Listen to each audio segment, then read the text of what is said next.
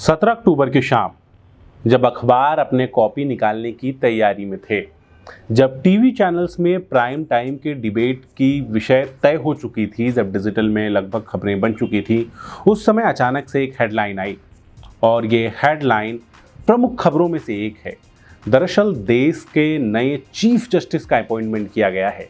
DY Chandrachud देश के 50वें chief justice बनने वाले हैं और उन्हें उनके पद की शपथ दिलाई जा चुकी है। DY चंद्रचूड़ का चीफ जस्टिस बनना कई मामलों में खास है। पहला कारण तो ये कि वो एक ऐसे चीफ जस्टिस हैं जिनके पिता भी देश के चीफ जस्टिस रह चुके हैं। इसके साथ ही इनकी नियुक्ति को लेकर कई तरह के विवाद बहुत समय से होते आ रहे हैं। कई लोग इसका विरोध भी कर रहे हैं, वहीं सोशल मीडिया पर भी लगातार इनकी नियुक्ति को लेकर अलग अलग तरह की चर्चाएं हो रही हैं। तो नमस्कार, मैं सौरभ कुमार, आप देख रहे हैं आयुध। हमारे आज के वीडियो में हम हमारे नए चीफ जस्टिस के बारे में बात करेंगे, उनके पिछले कुछ फैसलों के बारे में आपको बताएंगे और ये भी बताएंगे कि DY चंद्रचूड़ के चीफ जस्टिस बनने पर आखिर विवाद हो क्या रहा है, लोगों को आखिर इससे आपत्ति है कहां पर।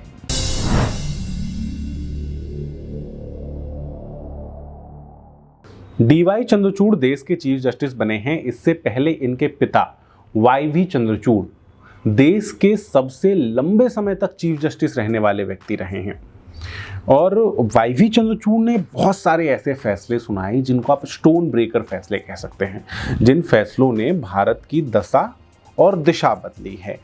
जैसे एक फैसला सुनाया था 16वें चीफ जस्टिस YV चंद्रचूड़ ने। फैसले केस का नाम था मिनरीवा मिला केस। इस केस में उन्होंने टिप्पणी की थी, उनका फैसला था कि संसद को कानून बनाने का अधिकार है, लेकिन इसका मतलब ये नहीं कि संसद कानून बनाकर अपनी सारी शक्तियां जो हैं वो अपने ही पास केंद्रित कर ले। उनके फैसले के बाद ही ये तय हुआ कि संसद फंडामेंटल राइट्स में कोई बदलाव नहीं कर सकता। जो इक्वालिटी और लिबर्टी का अधिकार फंडामेंटल राइट में मिला है संविधान में, उसे संसद बदल नहीं सकता।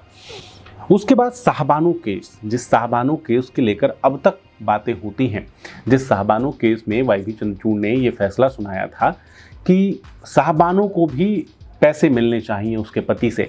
इसके बाद सरकार ने नया कानून लाकर सुप्रीम कोर्ट के इस फैसले को न्यूट्रलाइज कर दिया था, लेकिन इसके लिए YV चंद्रचूड़ जाने जाते हैं। YV चंद्रचूड़ वो चीफ जस्टिस थे जिन्होंने एक फिल्म बनी थी इमरजेंसी के बाद। इस फिल्म का नाम था किस्सा कुर्सी का। इस फिल्म में दिखाया गया था कि कैसे इमरजेंसी के समय लोगों के अधिकारों का दमन किया गया। जब ये फिल्म आई तो इसको लेकर देश में जगह जगह हिंसा हुई, कुछ जगहों पर आग लगा दी गई। ये केस जब कोर्ट में सुनवाई के लिए पहुंचा था तो YV चंद्रचूड़ ने इस मामले में संजय गांधी को जेल भेज दिया था। उनके बेल की अर्जी भी खारिज कर दी थी। ये वही YV चंद्रचूड़ हैं जिन्होंने सबसे देश के जो सबसे चर्चित केसों में से एक है हैवियस कॉर्पस केस, उसका फैसला भी सुनाया था। उसमें भी जजेस के बेंच में भी ये थे। इस केस में ये तय हुआ था कि इमरजेंसी के समय पे भी जो व्यक्ति के जीने का अधिकार है वो उससे छीना नहीं जा सकता।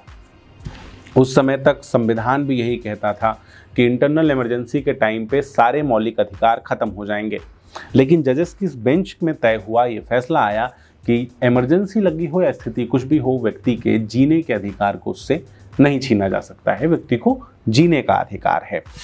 अब जिस तरह YV चंद्रचूड़ ने फंडामेंटल राइट्स के फैसले सुनाए, उनके बेटे DY चंद्रचूड़ के फैसले भी क्रांतिकारी फैसले रहे हैं। इसी तरह चर्चाओं में रहने वाले फैसले लिए हैं। जैसे DY चंद्रचूड़ ने फंडामेंटल राइट्स में राइट टू प्राइवेसी को जोड़ा, यानी आपकी प्राइवेसी का अधिकार भी आपका फंडामेंटल राइट है। इसी प्राइवेसी का राइट जो उन्होंने फैसला सुनाया, यही फैसला आधार बना धारा 377 हटने का, यानी सेक्सुअलिटी का अधिकार लोगों को मिला। अभी IT एक्ट को लेकर जो तरह तरह की चर्चाएं चल रही हैं, विवाद चल रहे हैं कि इंटरनेट पे भी हमें अपनी प्राइवेसी बचाए रखने की अधिकार है, इसका आधार भी यही फैसला है। राइट टू प्राइवेसी हमारे फंडामेंटल राइट में है। में था जब आधार को लेकर सुनवाई हो रही थी कि जिस तरह से आधार को हर जगह से जोड़ दिया गया है तो इंसान के राइट टू प्राइवेसी का उल्लंघन है। इस पर DY चंद्रचूड़ की टिप्पणी थी कि इंसान को 12 अंकों में बांधा नहीं जा सकता। इसी तरह भीमा कोरेगांव के मामले में जब जजेस की बेंच ने भीमा कोरेगांव के आरोपियों को दोषी बताया था, वहीं पर डीवाई चंद्रचूड़ इसके विरोध में खड़े थे। डीवाई चंद्रचूड़ ने बचाव किया था भीमा कोरेगांव के आरोपियों का और उनका कहना था कि सरकार का विरोध करना अपराध नहीं है, सरकार के विरोध के कारण आपको जेल में डाला नहीं जा सकता। चीफ जस्टिस के ऑफिस में भी डीवाई चंद्रचूड़ ने बदलाव किए हैं। डीवाई चंद्रचूड़ वो जज हैं जिन्होंने चीफ जस्टिस के ऑफिस को जो आरटीआई के अंदर लेके आने का फैसला जिन्होंने सुनाया था, ने इसके पक्ष में सुनवाई की थी। इसके साथ ही एक केस आया था, हादिया केस। अभी लव जिहाद को लेकर बहुत सारी चर्चाएं होती हैं, लव जिहाद को लेकर बहुत तरह की बातें होती हैं। डीवाई चंद्रचूड़ का फैसला था कि किसी भी महिला या पुरुष को शादी करने अपनी मर्जी से और उस समय अपनी मर्जी के मुताबिक धर्म चुनने का अधिकार है। इस फैसले को लेकर भी विवाद खूब हुए थे। डीवाई चंद्रचूड़ का एक और फैसला जिसे लेकर अभी सोशल मीडिया पर आपने हाल के दिनों में खूब पढ़ा होगा, अडल्ट्री को लेकर, विवाहोत्तर संबंधों को लेकर ये टिप्पणी थी उनकी, जिस टिप्पणी में डीवाई चंद्रचूड़ ने यह कहा था कि शादी के बाद भी किसी महिला के सेक्सुअलिटी का अधिकार खत्म नहीं हो जाता। वो शादी के बाद भी किसी और से संबंध रखना चाहे तो रख सकती है, किसी और के साथ शारीरिक संबंध बना सकती है और इसे लेकर उसके ऊपर केस नहीं किया जा सकता, नहीं करना चाहिए। इसके साथ ही जो सबरीमला मामले में फैसला आया था, सबरीमला मामले में डीवाई चंद्रचूड़ का फैसला ये था कि सरकार परंपराओं के नाम पे महिलाओं को मंदिर के अंदर जाने से नहीं रोक सकती, जिसके बाद कई महिलाओं ने सबरीमला में घुसने की कोशिश भी की, जिसको लेकर वहां के स्थानीय लोगों ने विरोध किया। बहुत कुछ है सबरीमला के बारे में, विस्तार से आप हमारे पिछले एपिसोड्स में देख सकते हैं। ये फैसला भी डीवाई चंद्रचूड़ के ही कलम से निकला था। डीवाई चंद्रचूड़ का एक और फैसला जो भी हाल फिलहाल में चर्चाओं में है, ये इसमें इन्होंने जो कुंवारी महिलाएं हैं उनको भी अधिकार दिया कि वो 20 से 24 सप्ताह के गर्भ तक में अगर चाहें तो एबॉर्शन करवा सकती हैं। इस मामले में उनके अधिकार भी शादीशुदा महिलाओं के अधिकार के ही बराबर हैं। इसके साथ ही मैरिटल रेप, जिसको लेकर खूब चर्चाएं चल रही हैं, डीवाई चंद्रचूड़ की टिप्पणी है कि शादी के बाद भी महिला के साथ जबरदस्ती बनाया गया जो संबंध है वो रेप की श्रेणी में आ सकता है, बलात्कार की श्रेणी में आ सकता है। यानी कोई व्यक्ति अपने पत्नी के बलात्कार का आरोपी भी हो सकता है। अब इन सब फैसलों के कारण, इन सब आरोपों के कारण कई तरह की टिप्पणियां डीवाई चंद्रचूड़ पे की जा रही हैं। अभी राजीव मल्होत्रा की एक किताब आई है, किताब का नाम है स्नेक्स इन द गंगा। इस किताब में भी आर्गुमेंट ये रखा गया है कि डीवाई चंद्रचूड़ हार्वर्ड माइंडसेट के हैं। उनकी जो मानसिकता है वो भारतीय समाज को, भारत की पारिवारिक व्यवस्था को समझती नहीं है, इसीलिए उनके जो फैसले हैं वो भारत के लिए डिस्ट्रक्टिव हो सकते हैं।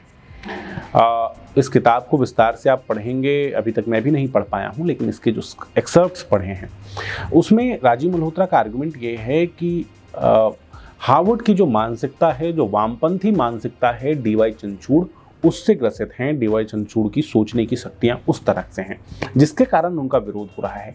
डीवाई चंद्रचूड़ ही वो जज हैं जिन्होंने ये फैसला सुनाया था कि जिन्होंने राज्यों के लिए गाइडलाइन जारी किए थे कि मॉब लिंचिंग माइनॉरिटीज़ की जो हो रही हैं इसको लेकर के राज्यों को कोई कड़ा कदम उठाना चाहिए, राज्यों को इसके लिए नियम बनाने चाहिए। देश के चीफ जस्टिस न्याय देने वाले सबसे बड़े जज होते हैं। देश के बड़े फैसले, सुप्रीम कोर्ट के बड़े फैसले चीफ जस्टिस के पास से होकर गुजरते हैं।